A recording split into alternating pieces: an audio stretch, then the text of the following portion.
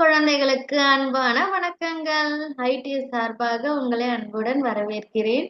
நீங்க எல்லாரும் முதல் கோர்ஸ் முடிச்சிட்டீங்க. இரண்டாவது திருக்குறள் கோர்ஸ்ல என்ட்ரி ஆகுறீங்க. முதல் கோர்ஸ் என்ன படிச்சோம்? பழக்கங்களால் வளமுடன் வாழ என்னதான் சொல்கிறது நம்ம திருக்குறள் தெரிஞ்சுக்கலாமா? Habit management. ஓகே, சூப்பர் டூப்பரா முடிச்சிட்டீங்க. நிறைய பழக்கங்கள் நம்ம திருவள்ளுவர் தாத்தா கிட்ட இருந்து கத்துக்கிட்டீங்க.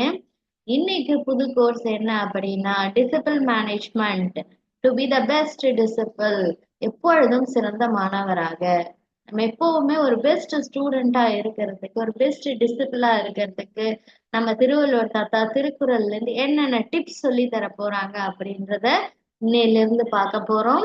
நீங்க ரெடியா? ஓகே, நம்ம ஸ்டார்ட் பண்ணலாம்.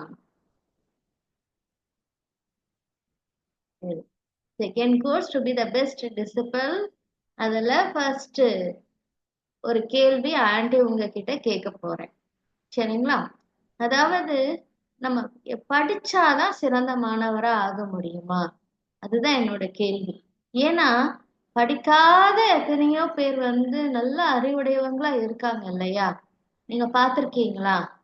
அப்புறம் அப்படி இருக்கும் பொழுது படிக்காமலேயே நமக்கு நம்ம அறிவுடையவங்களா இருக்கும் பொழுது நம்ம ஏன் படிக்கணும் அவ்வளவு கஷ்டப்பட்டு? அந்த அல்பபெட்ஸ், அந்த கிராமர், இதெல்லாம் எதுக்கு நம்ம படிக்கணும்? ரொம்ப கஷ்டப்பட்டு ஏன் படிக்கணும்? ஏன்னா படிக்காத எத்தனையோ பேர் நல்ல நாலேஜ் உள்ளவங்களா, அதாவது அறிவுடையவங்களா இருக்கிறத நம்ம பாக்குறோம்.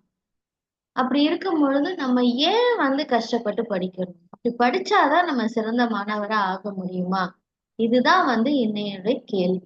படித்தால்தான் சிறந்த மாணவராக முடியுமா? படிக்காத எத்தனையோ பேர் அறிவுடையவராக இருக்கிறார்களே. இதுதான் இன்னைக்கான கேள்வி செல்லக்குட்டீஸ். நீங்க உங்களுக்கு என்ன தெரியுதோ சூப்பர் டூப்பரா சொல்லி அனுப்புங்க. ஆமா ஆண்டி, படிச்சாதான் சிறந்த மாணவரா முடியும் அப்படின்னா அதுக்கான காரணம் என்ன?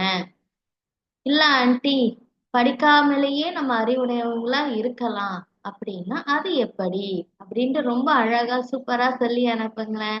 இதுதான் இன்னைக்கான first assignment. Thank you so much.